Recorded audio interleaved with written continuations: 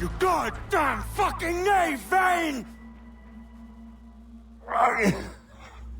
Nancy boy, you only done half a fucking job.